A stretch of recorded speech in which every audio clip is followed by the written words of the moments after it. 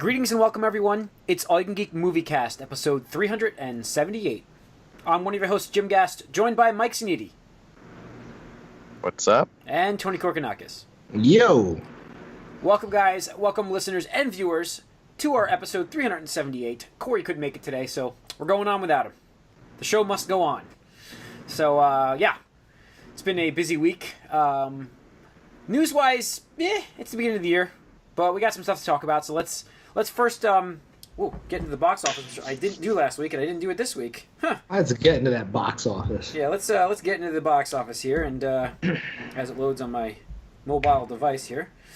All right, top of the box office, Jumanji, which, by the way, is doing amazingly domestically and worldwide. This movie, 27.1 million at number one for the box office weekend.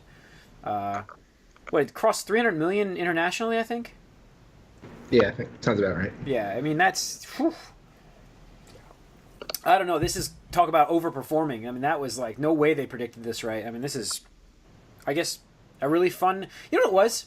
I think a lot of this goes into it being number one because of how bad and lackluster the popcorn flicks were this year, like last year. I mean, I can see that. Yeah, so I think that you finally have a fun movie, and it's like we didn't get our fill, so let's go see a popcorn flick. Mm-hmm.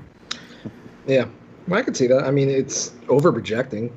Oh, yeah. Or it's overperforming. Overperforming, You know, relative to expectations and projections. So, I mean, it's Yeah. good on them. You know, I think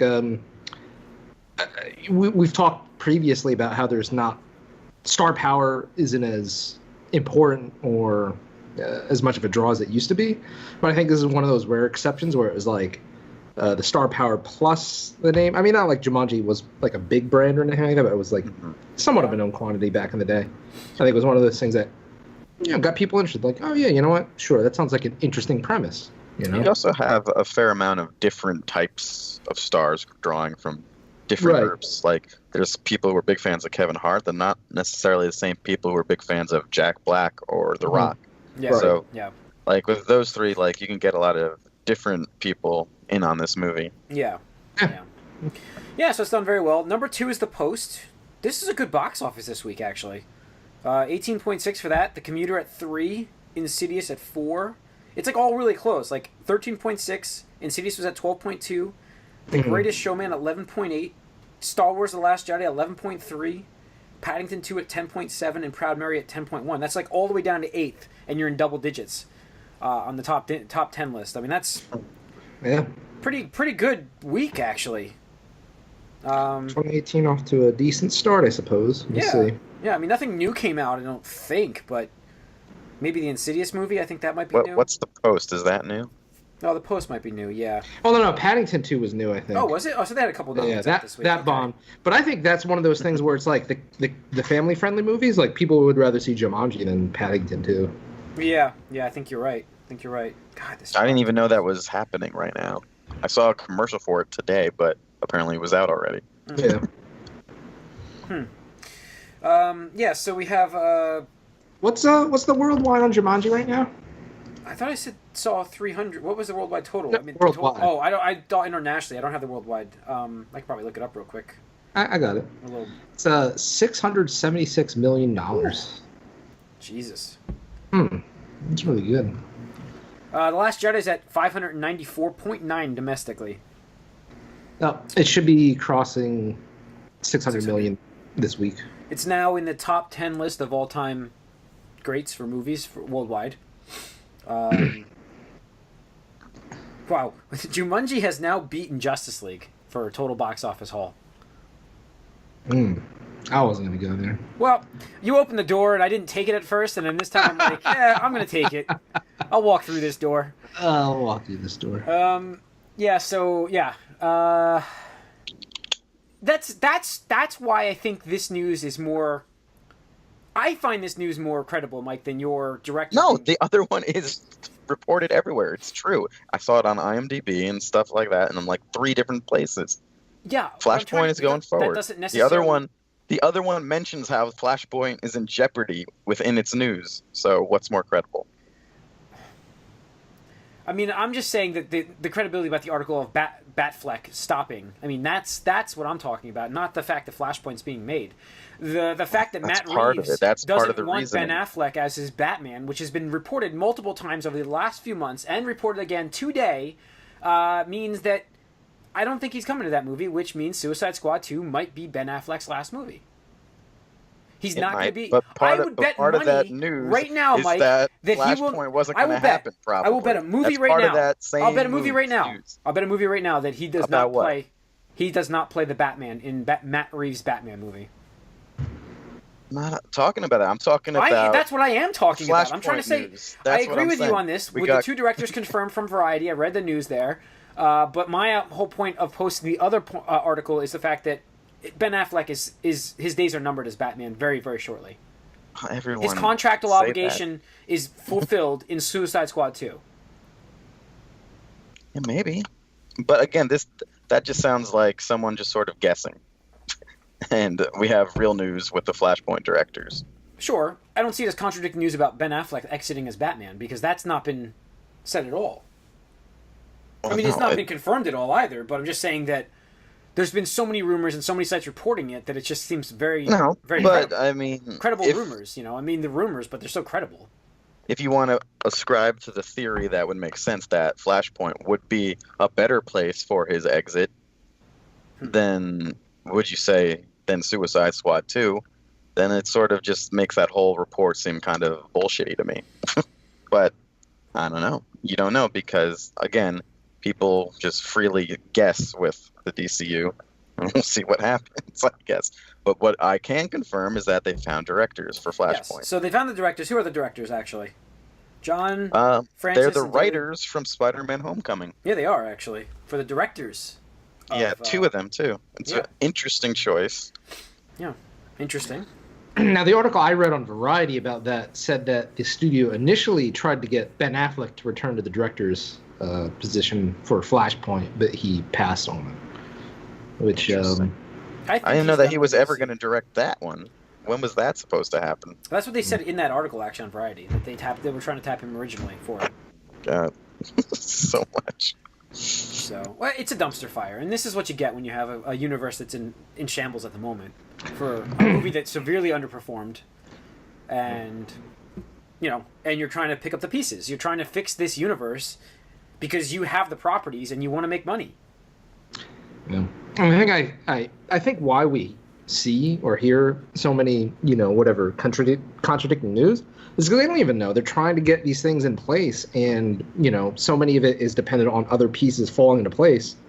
So if somebody says no or somebody passes on it, they got to go back and try to figure out, okay, well, will this work then? And start plugging the pieces in. Honestly, this could be a single meeting at Warner Brothers. Okay, let's have Ben Affleck be our last appearance Batman in Suicide Squad 2, and then as they're talking, let's hire these directors for Flashpoint as well. Because I think they're, like Tony just said, it's kind of like, let's just figure out what the hell we can do, and it's like they're making it up as they go, essentially. Definitely, and another problem that I think the DCU has, and it might be part of the reason why Marvel didn't, when they started, they didn't really go with maybe the exception of like a couple key names like Scarlett Johansson and Robert Downey Jr. Everyone else was relatively unknown. They can wrap them up in these big contracts forever. Meanwhile, you have people like an Affleck, like Jared Leto, like Jesse Eisenberg. All these people are, they have enough like sway to like not get stuck in these contracts. They all cry about things and get pulled different ways, and it's causing problems. Yeah. Sorry, I just scrolled down the news. What is this picture? Oh, cool. All right. Yeah, I just want to make sure. So, Jim, you're on my side now with that. I've been on your side. Okay, I just want to make sure. I disagree with you that he was not. I think we have a 2v2 bet on this. Oh, we might actually. Because I remember being like, I know Corey's in Mike's camp because he basically wants it to be, because he hates, he loves the fact that Ben Affleck is Batman. Yeah. So, I don't know. We'll see. All right. Moving into the Marvel universe here. Well, actually, yes, the Marvel universe. New Mutants got delayed. There's a whole bunch of changes in their slates. Deadpool got moved up to just a week before the Han Solo movie in May. So quicker time to see Deadpool 2. That's so weird. I mean, it's 2 weeks after Avengers and 1 week right before Solo. So, and you know what's Fox is making this call. One of these things is going to get killed so bad. I'm not sure which one. Fox one is going to making get the call. nothing. They are. I mean, like, that's the thing. Like Han Solo could be a bust. I mean, it really could be. I mean, there's not much hype around it. I don't think right now. The only difference here though is that historically Star Wars movies, no matter what they are, open very strongly. So like they do. It's just that's why it's a weird call, because I think they were fearing the second week of Star Wars more than anything, right? Is that what they were fearing? Sure. after post Star Wars. So they moved it up a week before to try to get the initial sales that way. But it's, you know, and it's Fox making the call, because I was reading about the deal. This merger won't be approved for at least a year and a half. Yeah, I know. So No, don't expect because, any X-Men anytime soon. Or No. Fantastic Four, which, you know, actually the Fantastic Four, I still think they could show up sooner rather than later. Like, that's a theory I have. Let's see if that pans out this year. But I really do. Like, just because the property's unused at Fox and it's actually owned by a different studio, if I remember right, we were talking about that. It was licensed to Fox. I think the freedom now goes into Marvel's camp right off the bat for it. So I really do think we might get something. But New Mutants was delayed 10 months for reshoots. Movie could be in shambles, or maybe this is our tie-in, guys. It's still too soon. Maybe they're trying to kick it down the road to see if they can get that deal done. But I'm I think sure they're going to it's reshoot, like but a government mandated like waiting period.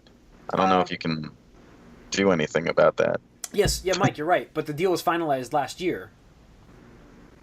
April's the release date. Like a month ago. It's about right. That would be a little over a year, actually.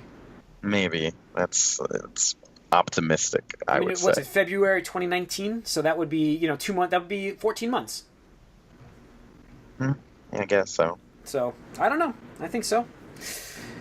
Let's see. Black Panther projected for 120 right now. It's an opening. Super strong.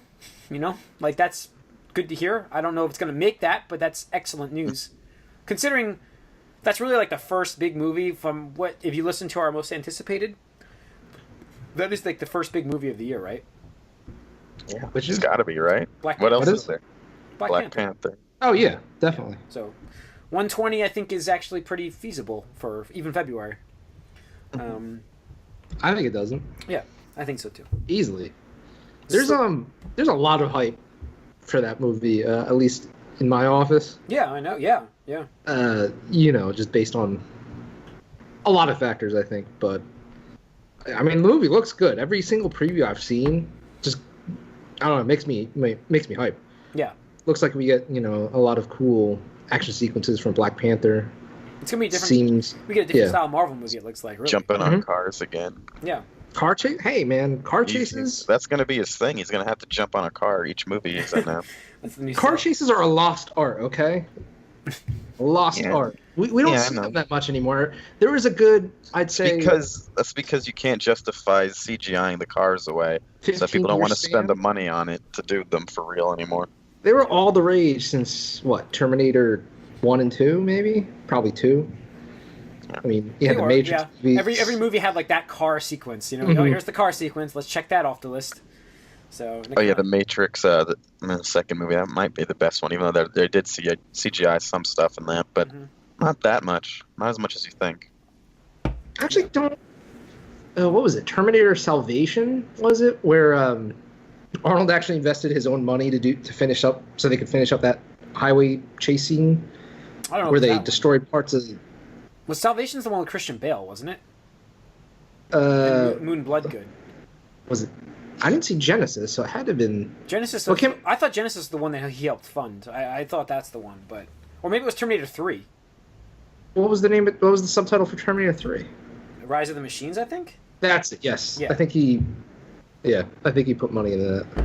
All right, got a little picture of Ant-Man and Wasp here, guys. What is this? The outfit?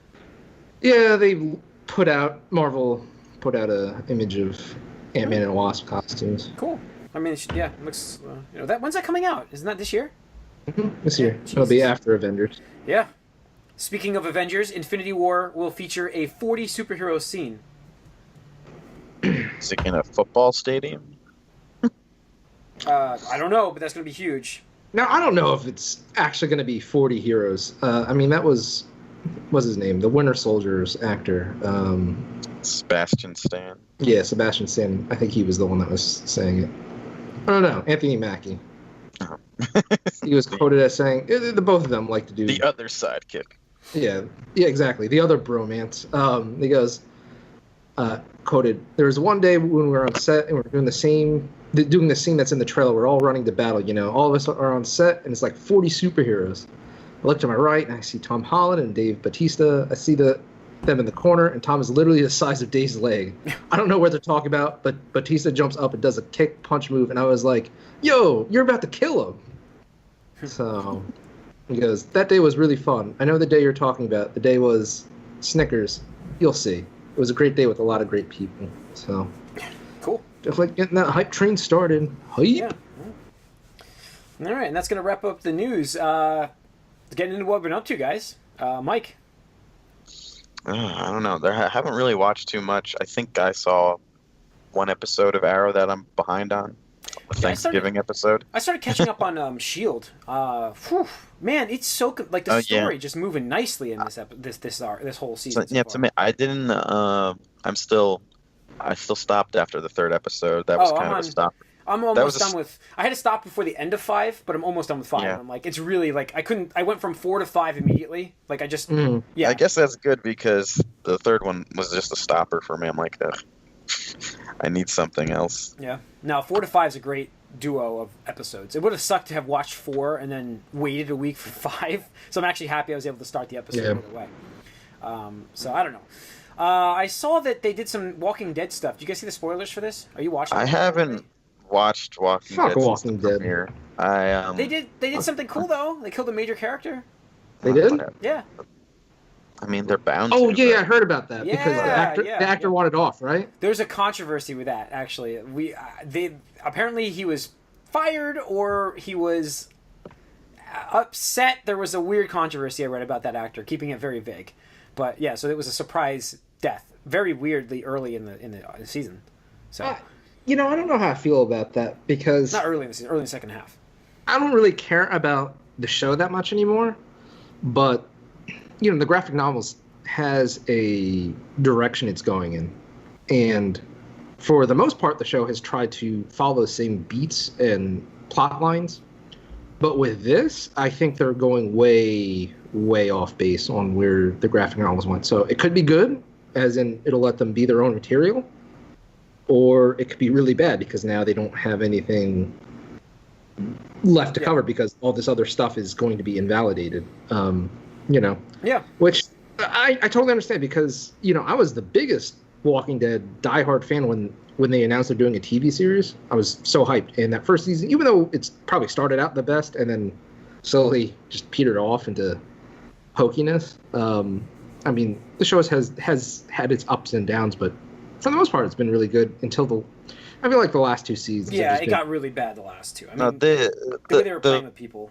The cliffhanger into this year, like, it never recovered from that. No. Really. No.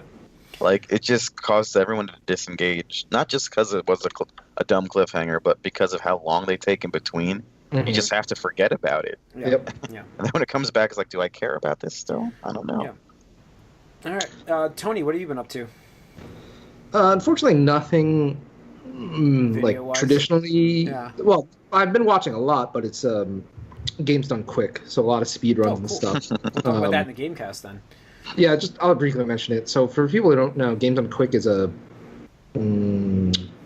what's the correct terminology here? Is it semi-annually? Because it happens twice a year. There's one in winter and one in summer, where a ton of streamers get together at a hotel and they just speed run for an entire week straight, 24 hours a day, and they're just speed running these games.